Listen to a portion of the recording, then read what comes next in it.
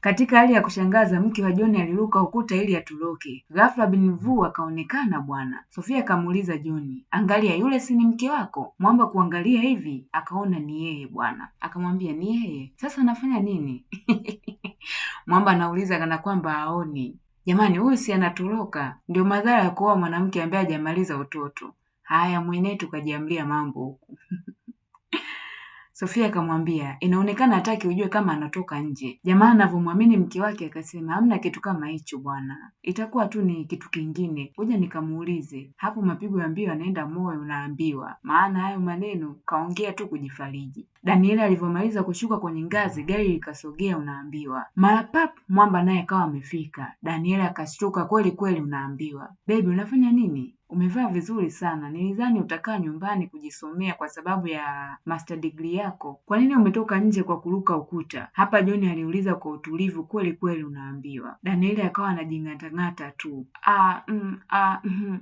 Nilipoteza funguo zangu. Si ulipaswa kuwa kazini? Kakauliza ili kupotezea mada. Ndiyo, walinifanya nifanye kazi zamu mbili, lakini huyo jamani nani? John akauliza kwa utulivu. Ila angekuwa baba Angela hapa, angekuwa tayari ameshapasua kioo kama alivyofanya kwenye gari la mwanya.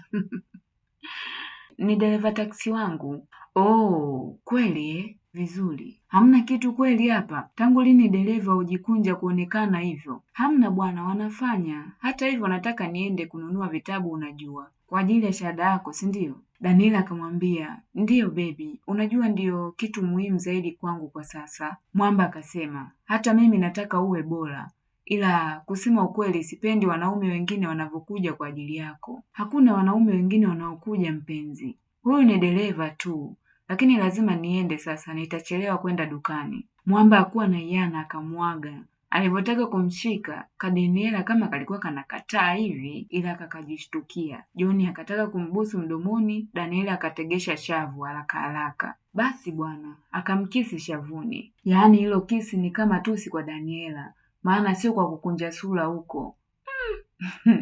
Ila umaskini ni mzigo mwe. Kakaondoka zake, kakaingia kwenye gari. Mwamba kabaki tu anawaangalia. Sasa Alexander akataka kumpokea mpenzi wake kwa kiss, lakini Daniela akalikataa. Akamuuliza, baby, uko sawa? Ya, nimepaka lipstick, sitaki kuifuta. Tunaweza kuondoka? Huko nje John akawa anawachola tu. Ikabidi Alex aulize, yule jamani nani? Anatutizama sana. Usijali, ni rafiki yangu wa chuo, alikuja tu kunisalimia. Ila wanawake sisi. Kutoka chuo vizuri. Inaonekana anastarehe sana na wewe. Alikubusu, karibu akubusu kwenye mdomo. Kumbe jamaa aliona bwana. Daniela akawa anajichekesha tu, unaambiwa. Ilikuwa ni mchezo tu ambao tulikuwa tunacheza. Hakuna kitu muhimu sana. Tunaweza kwenda? Basi bwana, jamaa hakuwa na jinsi, ikabidi aondoshe gari. John alikuwa anatembea lakini jicho alibanduki kwao. Sofia akamuuliza, utamwacha aishi na mwanaume mwingine? John akasema, hamna kitu kama hicho bwana. Sinaona mwenyewe ni dereva taksi tu. Sofia akamuuliza, lini umewahi kuona dereva taksi anaendesha gari la gharama vile? Wanakufanya mjinga hata ujui chochote. Jamaa anaelewa sasa. Akamwambia, hivyo ndivyo unavyofikiria Sophie. Hisia za mwanamke hazidanganyi John. Sofia aliongea kwa hisia kama yeye ndio anayesalitiwa, unaambiwa. Mwamba ndio fahamu zinarudi sasa. Sijui limbwata limegoma. Akasema, alafu kama uko sahihi hivi, hebu ngoja niwafuate chapu kwa. Akachukua baskeli yake akaanza kukanyaga peda kuwafuata. Wenzake wapo na chombo cha moto, yeye yupo na chombo cha jasho, unaambiwa. Ni umu tu, ila mapenzi yanachanganya nyie. Mwamba akaona gari linapakiwa kwenye nyumba. Akawa anajiuliza, hili ndio duka la vitabu kweli? Akapaki mpeda wake pembeni, akaenda kuchungulia, unaambiwa. La haula. Akaona mke wake anatolewa kwenye gari kwa mahaba mazito na kisi juu, unaambiwa. Ayayaya. Wazungu wanasema naaga ndumbula ikuti pu. Ndicho anachokihisi John, unaambiwa. Basi bwana, wakiwa wanaenda ndani, simu ya Alex ikawa imeingia meseji. Ikabidi abaki nje kuisoma. John akabisha hodi. Alex akashtuka kweli kweli, unaambiwa. Akakumbuka jinsi jamaa alivyokuwa anawaangalia, akawa anawaza, kimeumana nini? Wakasalimiana pale kisha akamuuliza, nikusaidie nini? Nilikuja kuona kama naweza kuongea na Daniela. John kigugumizi kikamshika ghafla. Jamaa akajifanya kumkumbuka.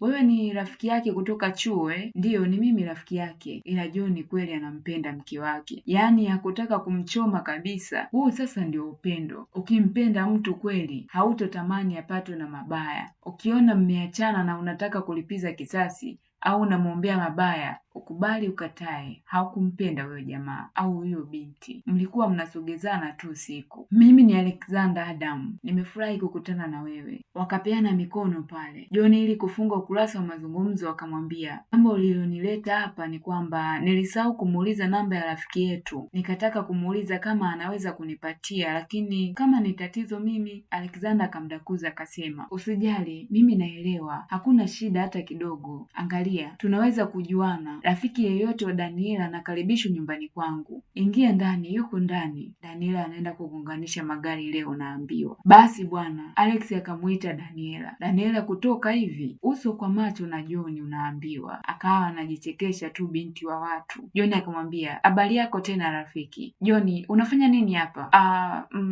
Nimekuja kukuuliza namba ya Richard. Sina. Kweli? Kwa sababu nakumbuka nyinyi mlikuwa marafiki wazuri sana. Ndiyo tulikuwa, lakini sina namba yake tena. Yaani Daniela akajibu kwa hasira, kweli kweli unaambiwa. Maana anaona uongo wake unaenda kumwagika hadharani. Alex ikabidi aingilie akasema, mpenzi, ametembea njia yote kupata namba. Angalau angalie mawasiliano yako, labda unayo. Bila shaka Alexander, lakini nina uhakika sina, na sio hivyo tu. Nadhani John inabidi uondoke. Daniela aliongea kwa kumaanisha. Alex akamuuliza, sasa hivi? Lakini amefika tu hapa japokuwa mke wake anamsubiri. Niko sahihi? Akamuuliza John. John akasema, hapana, sina mke. Sikujua. Usijali, sio kosa lako. Tuliachana hivi karibuni, niligundua alikuwa ananichiti na mtu mwingine. Nilidhani tulikuwa na furaha pamoja. Mwamba katiririka unaambiwa. Yaani hapo kampiga dongo Daniela la kufa mtu. Alex akampa pole kweli kweli. John akajitetea kwamba alipaswa asiongee, mambo yake ashughulike nayo mwenyewe. Kisha akauliza, nyinyi wawili mmekuwa pamoja kwa muda gani? Daniela akataka kujibu. Alex akamdakuza na kusema, wamekuwa pamoja miezi 6 sasa. Mizuri na ya ajabu, na ngoja nikwambie kitu, tumekuwa bora. Saa hiyo anaongea akiwa amemkamatia mikono Daniela, alafu akakazia na busu mujarabu. Jamaa yupo romantiki huyo. Ila hapo Mwamba alikuwa anaumia kinoma yani. Akasema, fresh mwetu. Vizuri, unajiamlia kijana, ungeangalia hilo. Ila vizuri, nimefurahi kwenu wote wawili. Akawapa mabaraka kama yote unaambiwa. Daniela akaona hapa kama analetewa usiku tu. Akamwambia, nadhani unatakiwa uende sasa. Alex akamuuliza, kwa nini unasisitiza sana aondoke? Au una wasiwasi na kitu? John akamdakuza akasema, hapana, hakuna kitu kama hicho. Usihangaike na hilo. Hakuna shida, lazima niende hata hivyo. Alafu akaondoka zake. Daniela amemwacha mwanaume kama huyu. Anataka nini huyo binti mwe? Alex akamuuliza, mbona rafiki yako anaigiza kama mtu wa ajabu? Daniela haraka akasema, siku zote anakuwa wa ajabu. Alafu nimekumbuka namba ya Richard, ngoja nikampe. Alex akamruhusu huku akimwangalia kwa makini. Ila aka kama mwanamke huku nje bwana. John alikuwa anaenda kuchukua chombo chake cha jasho aondoke zake. Ghafla Daniela akafika. John, kakamuita kwa wasiwasi unaambiwa. Unataka nini Daniela? Hii ndio njia yako ya kujiboresha? John aling'aka. Usizani nimekuja kukuomba msamaha, nilikuwa sijafika popote na wewe. Daniela aliongea kana kwamba hana makosa. Ulipaswa kuniambia Daniela, nyakati zote hizo ulisema unaenda na marafiki zako, kumbe ulikuwa unanidanganya. Mwamba aliongea kwa uchungu unaambiwa. Ningekuambia wakati gani? Ndani ya miezi 6? Mbona umenichezea Daniela? Ila wanawake wa siku hizi wanapenda kuchezea uvulana wa watu. Ona kijana wetu anavyolalamika kwa sababu nilimpenda. Ulimpenda au ulipenda pesa zake? Jamani, samani kwa mimi kupenda maisha bora kuliko kile ambacho mtu asiyekuwa na senti anaweza kunipa. Alexander ananipa kile ambacho hata haujawahi kukiota John. Ila akakangekutana na mkuli akapige mpaka za kutosha, yaani kamekosea alafu kakoti nye. Ala, John akasema maisha bora nataka maisha bora pia, lakini unajua nini, pesa si kila kitu. Mwamba aliongea kwa hasira kweli kweli unaambiwa. Alafu akamuuliza tena, hivi umewahi kunipenda kweli? Nilikupenda John, lakini jiweke kwenye viatu vyangu. Siwezi kuwa na muuza maua duni. Nani asiyetamani kitu kingine? Ni kosa lako kuwa maskini. Kumbe na umaskini ni kosa? Ndo anatusanua hapa Daniela. Wanangu, tutafute hela. John kwa mshangao akasema, nini? Nimekupa bora ya maisha yangu Daniela, hiyo ni bora zaidi kuliko pesa. Hapo hapo Alex akawa amefika, akauliza nini kinaendelea? John kwa hasira akasema, kwa nini usimuulize mwanamke wako? Akaenda kuchukua chombo chake cha jasho akaondoka zake. Daniela, unaweza kuniambia huyo jamani nani? Nimeshakwambia ni rafiki yangu. Rafiki yako? Rafiki anaweza kuingia kwenye drama ndogo hizi? Niambie yeye ni nani? Sawa, yeye ni ex wangu kutoka chuo, alikuja hapa kunikabili kuhusu mambo ya zamani. Vipi, umefurahi? Daniela aliongea kwa hasira na kuingia ndani, akamwacha jamaa anashangaa tu. Unaambiwa sasa huyu anashangaa badala ya kukimbia. Hiyo ni red flag. Kama mtu kanaulizwa kanakuwa kakali ili kasiendelee kuulizwa. Allah, Sofia alikuwa anamsubiri BFF wake, ghafla akamuona anaendesha baiskeli kama ametoka kutailiwa. Akamuuliza, uko sawa kweli? John akajibu kwa unyonge, Daniela ana mwanaume mwingine, alikuwa ananidanganya na kunifanya mjinga muda wote. Mimi ni mjinga. Mwamba aliongea chozi likianza kumdondoka. Unaambiwa usijisikie vibaya, samani, ilibidi ujue kwa njia hii. Sofia alimfariji, kabla au baada ya hii ilibidi nifungue macho. Unajua nini, yote haya yanatokea kwa sababu sina hela. Mwamba aliongea kwa uchungu, usiwe mjinga, haya yote yanatokea kwa sababu hakufai. Ndio maana alinidanganya. Unajua ni kama bibi yangu alivyokuwa akisema, usilie kwa sababu ya maziwa aliyomwagika na usiachukue pia. Nitaendelea na yeye atajuta kunidanganya. Mwamba aliongea kwa hasira. Huyo ndio John ninayemjua mimi. Sofia aliongea kwa furaha kweli kweli. Jamani, ukipata mtu anakufariji kama Sofi, mshukuru Mungu. Kwenye mapambano huku. Siku nyingine akaonekana Daniela akiwa ameshikana mkono barabarani na mwanaume mwingine, alafu alikuwa anafurahi kweli kweli. Unaambiwa Alexis akawafumania bwana, akauliza, Daniela, huyu ni nani? Alexander, hebu tulia, nijibu, yeye ni nani? Alex aliuliza tena kwa hasira. Yeye ni mfanyakazi mwenzangu. Mfanyakazi mwenza? Daniela, ni lini utaacha mambo yako? Nimeumia sana. Yule mahabubu mpya akasema, unajua nini, mimi nadhani ni bora niende, sitaki kusababisha matatizo. Akaondoka zake. Daniela akakasirika kweli kweli. Unaambiwa maana anaona huyu jamaa foleni yake imeisha, anaharibu zamu ya mtu mwingine. Akauliza kwa ukali, hivi una shida gani wewe? Una shida gani Alexander? Mbona unafanya nionekane mjinga mbele ya wafanyakazi wenzangu? Hapo Daniela anaongea kwa tambo kana kwamba yupo kwenye jukwaa anaimba ngonjera. Alex akamuuliza, ulitaka nifanyaje nikiona umeshikana naye mikono? Unadhani mimi ni mjinga? Bila shaka mahabubu wangu, unaona mambo. Usiniite mahabubu nisije kuwa bubu. Unadhani mimi ni mpumbavu sio? Unanichukiza. Alex aliongea kwa hasira. Daniela akamnasa kibao. Naambiwa, una shida gani wewe? Ni bora uniheshimu. Nini sasa hiki? Siwezi kuwa na marafiki au? Mwenetu kajiamlia mambo. Anapata wapi nguvu za kumpiga mwanaume hadharani? Alex akasema, unaweza kucheza na wapenzi wako wote vile utakavyo, lakini si pamoja na mimi. Jamaa akajikataa. Unaambiwa hapo Daniela akawaza, huyu ndege wangu manati ya nini? John akiwa anaendelea kufanya kazi yake ya kuhudumia maua, alikuja Sophie na kumpa kitu cha kula yaani hapa alimpa crips na maji ya kandolo. Mwamba akasifia kweli kweli. Unaambiwa Sophie akamuuliza, unafanya kazi gani? Mwamba akamwambia ameandaa project mpya, anataka aanzishe kitalu chake mwenyewe, kwa hiyo anataka mkopo ili akamilishe. Sophie akamwambia, unataka kuwa bosi wako mwenyewe? Mwamba akasema, ndiyo nataka Sophie, nataka kwenda mbele, sitaki pesa iwe sababu ya kupoteza ninachotaka. Sophie akamwambia, lakini uhitaji pesa, unahitaji tu kuwa na furaha na John akamdakuza, na kuwa na mtu sahihi pembeni yangu. Mwamba akaongea na kutaka kumgusa kidevu. Simu ya Sophie ikaita, akaenda kuongea na simu. Labda siku nyingine, Mwamba alijisemea, maana alitaka kumwaga mistari yake leo. Upande wa pili, Alex akachukua begi la Daniela na kumwekea nguo zake zote. Daniela akauliza, unafanya nini? Akajibu, nataka utoke sasa hivi. Daniela akamuuliza, unanifukuza nyumbani kwako? Jamaa akasema, uwe mwisho kwenye maisha yangu. Daniela, sitaki kujua lolote kukuhusu wewe. Jamaa akaamua, we mtu unamzaba kibao anaondoka, unajua anawaza nini juu ya hicho kibao chako, kwamba alishindwa kukurudishia? Daniela ikabidi ajichekeshe, maana waya umeshachomolewa. Alexander mpenzi, unafanya makosa.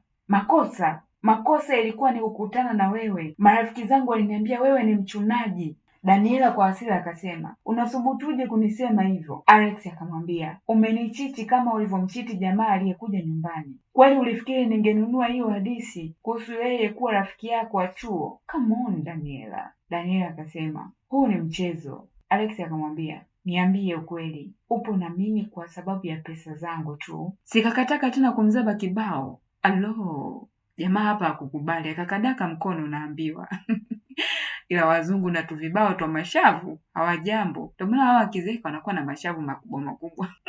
Alex kwa hasira akasema, unathubutuje? Kwa nini usitetee tu kwa heshima utoke zako? Alafu akatoa pete. Oh baby, Daniela akajikosha. Alex akasema, nimenunua hii kwa ajili yako, lakini unajua nini? Sipendezwi nayo tena. Kauze, fanya chochote unachotaka, lakini toka kwenye maisha yangu, toka nje. Basi bwana, Daniela kwa watu kakondoka zake.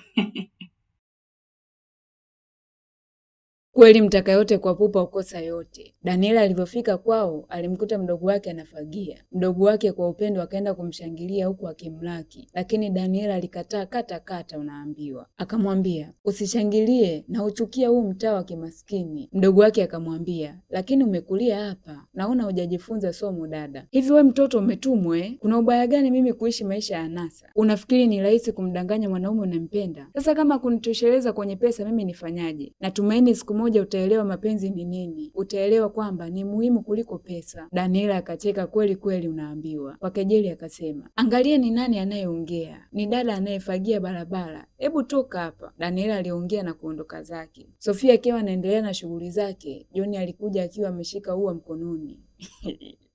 Hivi hii suruali imechanika au ni fashion? Naombeni comment hapo kidogo wapendwa, sijaielewa. Nashindwa kuelewa. Hey Sophie, akamsalimia na kumuita. Yaani hao wanaonekana kuna kakitu kabisa kameanza kuchokonoa kwenye mioyo yao. Maana wote meno 30 nje unaambiwa. Natumaini umelipenda. Oh, ni zuri sana. Jamani bora huyu mwanamke nakubali. Yaani hapa angekutana na kapelekeshi fulani hivi kutoka sehemu fulani hivi. Hey. Angejuta. Ungesikia, unanipa maua mimi nyuki? Vipi project yako inaendeleaje? Sophie aliuliza. Hakutaka kuendelea na maua, maana haya automatically uwaga yanaleta kakisi fulani hivi. Aha, huu mradi nimelazimika kuusimamisha kidogo. Walikataa kunipa mkopo. Huwezi kupata mwekezaji? Sio rahisi kupata wawekezaji wanaweza kuamini mradi wangu. Vipi kama mimi nikawa mshirika wako? Sophie aliongea na kumfanya John acheke kweli, unaambiwa. Maana aliona kama ni mzaa hivi. Unamaanisha nini? Vizuri, ni kwamba bibi yangu aliniachia nyumba. Kama nikiuza naweza kuja kuwekeza kwenye mradi wako. Na kama hutaki niwe mshirika wako, utapoteza. Ninataka Sophie, lakini ni hatari, naogopa kupoteza yote. Siogopi kuchukua hatari kidogo. Vitu vya kimwili vinaweza kurejeshwa. Nataka nikuunge mkono daima. Sophie aliongea kwa kujiamini. Ukiwa unataka kufanya biashara lazima ujisacrifice bwana. Ila Sophie ni mwanamke na ngai. Sio kila mwanamke anaweza hii. Hasa kwenye hii dunia iliyojaa usaliti. Na hapa inatakiwa waandikishane mkataba. Mapenzi yaweko pembeni kwa kweli. Hata wakiachana bado watakuwa wafanyakazi wenza. Hii ni kwa wote ambao mnataka kusupport wapenzi wenu. Msitumie hisia, mtumie akili ya kibiashara. Mwanasheria awepo kabisa. Usije kusema sijakwambia ukafa na sonona. Asante sana Sophie. Kweli unafanya kupendana na wewe kuwe rahisi sana. John unasema nini? Kama ulivyosikia, John alimkisi shavuni. Mwamba hapo ndio akawa ameshatongoza tayari. Sio kama huku Bongo hadi mtu atembee na vifungu vya Biblia.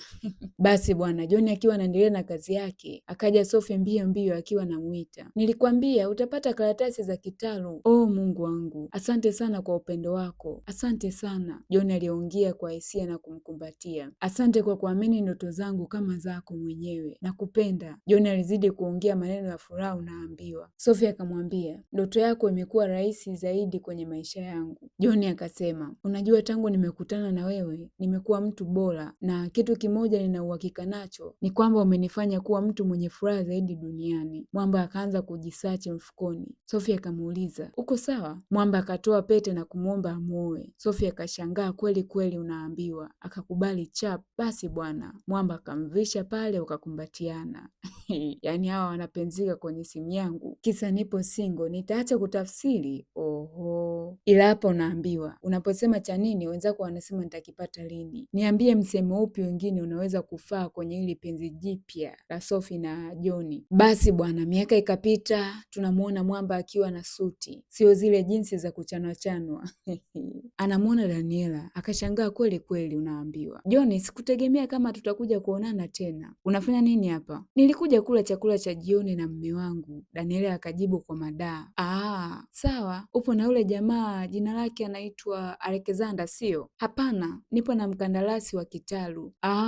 Hii ni kubwa, labda namjua, bado nipo kwenye biashara hiyo hiyo. Lazima utakuwa umemfanyia kazi, Daniela aliongea kwa dharau. John akacheka kisha akasema, labda, ila hivi karibuni nimekuwa nikifanya vizuri sana. Nimefurahi pia unapata unachokitaka. Bila shaka lazima nijitunze, siwezi kurudi kwenye maisha niliyokuwa nayo zamani. Kama hiyo itasikika vibaya, lakini ni ukweli, Daniela aliongea kwa madaa. Usijali kuhusu hilo. Hapo hapo akaja Heli na kumsalimia John kwa heshima. Nilikuja hapa na mke wangu kwa chakula cha jioni, Heli aliongea kwa furaha. Nyinyi wawili mnajuana? Daniela aliuliza kwa mshangao. Bila shaka, yeye ndio bosi niliyokuambia, na ana hadithi ya ajabu ya mafanikio. Alianza na kitalu kimoja na sasa ana 15. Hali aliongea kwa furaha. Sio jambo kubwa bwana Heli, kinachotakiwa ni nidhamu na kujitolea, utafanikisha yote haya, John aliongea na wakazidi kushauriana. Hapo Daniela aibu akaona yeye unaambiwa. Bwana mpya ni mfanyakazi wa ex wake wa zamani ambaye alikuwa maskini. Hii ni huzuni kwa kweli. Akaomba kuondoka, akasingizia anajisikia vibaya. John, msamehe, ni kwamba tu anasomea shahada yake ya uzamivu katika ziki, hawezi kusimama mwenyewe. Alo, kumbe mwanaume mwenyewe anadharau hivi. Si mnaona jamani, madhara ya kuweka shida yako kipaumbele kwa mabosi. Baada ya stori za hapa na pale, mwishowe naye akaaga. Hapo hapo akaja Sophie akiwa amewaka kweli kweli unaambiwa. Akauliza, ni yeye? Ndiyo. Alikuambia nini? Si mengi, hakuna kitu cha kuvutia. Lazima awe amejutia maamuzi aliyochukua labda, lakini muhimu ni kwamba tuko pamoja na ninakupenda kwa moyo wangu wote, John aliongea na kumtoa wasiwasi mpenzi wake. Abiria, chunga mzigo wako. Kawivu ni muhimu kidogo kwenye mapenzi jamani. Sawa, lakini nina habari ambazo zitaweza kukuogopesha, Sophie aliongea kwa madaha. Kitu pekee ambacho kinaweza kunitisha ni wewe kuondoka, John akamjibu kwa kujiamini. Nina mimba, Sophie aliongea na kumfanya John afurahi kweli kweli unaambiwa. Hakuna kitu kizuri kama mkiwa kwenye mahusiano alafu wote mnapendana, na tuna jambo kidogo la kujifunza hapa. Daniela na Sophie wote wamesaidia jamaa kufikia malengo kwa hingo tofauti. Daniela amempa asili ya kuuchukia umaskini na kuanza kutanua fikra zake kukuza kazi yake, lakini Sophie amemsapoti kufikia hapo alipo. Kwa hiyo ni lazima tukubali maumivu ili kupata kilicho sahihi. Using'ang'anie sehemu ambayo hautakiwi. Pia tutumie maumivu kama somo, si kukata tamaa. Nawapenda sana wapendwa wangu, asante kwa kuendelea kutufuatilia. Naitwa Lydia Mwatende aka Kaperekeshi. Stori yetu imeishia hapa, tukutane kwenye stori nyingine. Usisahau kulike, kukomenti. Umeionaje hii? Niwatakie muda mwema.